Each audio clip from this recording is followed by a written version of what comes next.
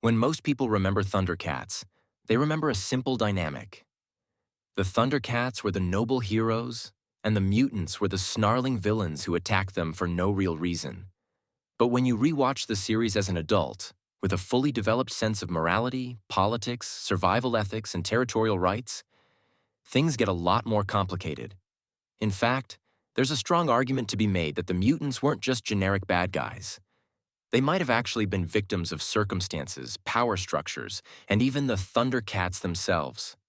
The moral lines in this show are way fuzzier than any of us realized as kids. It starts with the destruction of Thundera. The Thundercats escape the planet's collapse and crash land on Third Earth, instantly becoming outsiders. They are, essentially, refugees. But here's the thing nobody talks about. The mutants were also refugees of a collapsing interstellar order. Their own worlds were fractured, their factions were scattered, and their power structures were in chaos. They weren't pursuing the Thundercats just because they were evil.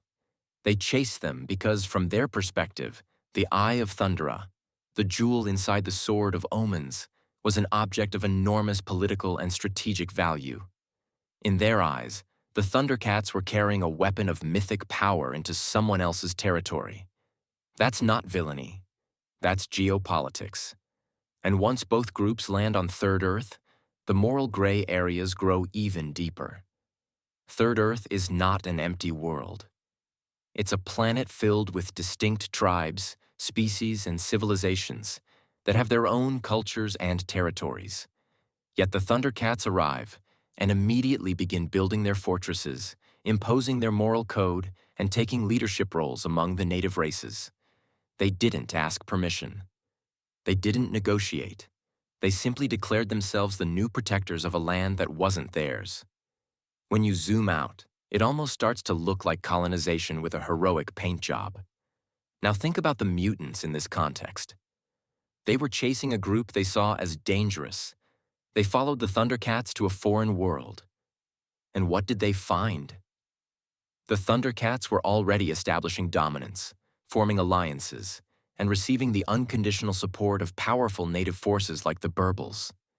The mutants were immediately treated as villains, not because of anything they did on Third Earth, but because of past interplanetary grudges. From the moment the Thundercats planted their flag, the mutants were cast as invaders on a world where they weren't even the biggest threat. And speaking of threats, let's talk about Mumm-Ra, the one character who truly thrives on domination, coercion, manipulation, and mind control. Yet look at his dynamic with the mutants. Mumm-Ra manipulates them, threatens them, abuses them, and uses them as disposable soldiers. They're not his allies. They're his prisoners with slightly better accommodations. Every time they fail, he tortures them or punishes them with terrifying transformations or magical retaliation. When you look closer, the mutants aren't a villain faction. They're an oppressed class living under the thumb of a godlike dictator. Their alliance with Mumm-Ra isn't loyalty. It's survival. Then there's the issue of perspective. The Thundercats frame the mutants as aggressors because they constantly attack the cat's lair. But the cat's lair was built in the middle of territories the Thundercats didn't own. The mutants saw an armed fortress rising in a land the Thundercats had no rights to. Of course, they responded aggressively. Imagine a foreign military power showing up on your soil, erecting a castle, claiming moral superiority, and declaring themselves protectors of your world. The Thundercats insisted they were noble heroes. But to the mutants, they looked like conquerors. The more you examine these interactions, the more the mutants start to look like a faction fighting for survival, autonomy, and recognition. Their failures weren't because they were evil or incompetent. They were outmatched, politically isolated, lacking allies, and trapped under Mumm-Ra's control. The Thundercats had advanced technology, mystical weapons, alliances with the locals, and the moral framing of being good guys. The mutants never stood a chance. Even individual mutant characters reveal hidden depth when viewed with adult eyes. Slythe, for example, wasn't just a cackling reptilian brute. He was a leader desperately trying to hold a broken faction together.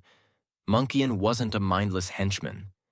He was reacting to Thundercat interference in territories his people once roamed. Vulture wasn't evil. He was a scientist with limited resources trying to keep his species relevant in a world dominated by magic and superior tech. These characters weren't written as sympathetic in the 80s, but the subtext was always there. They were outcasts fighting a losing war. And here's the kicker. The Thundercats often broke their own code of ethics when dealing with the mutants. They used overwhelming force. They invaded mutant bases. They destroyed mutant technology that could have helped renegotiate balance. The Code of Thundera preached fairness, mercy, and justice, but these principles were selectively applied. The mutants were the exception, an enemy marked for punishment, not understanding. When heroes selectively deny mercy, it opens the door to seeing them as flawed, biased, or even morally compromised.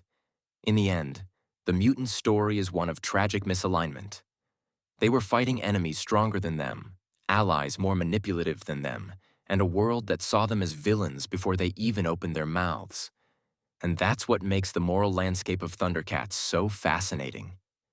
It isn't a simple battle of good versus evil. It's a story of competing refugees, conflicting cultures, survival instincts, and misunderstood motives. Rewatching Thundercats through this lens reveals a completely different show. One where the mutants weren't just monsters to defeat, but reflections of what happens when entire species are displaced, misunderstood, or forced into desperate alliances. Maybe they weren't the real villains after all. Maybe they were just the ones the narrative didn't bother to understand.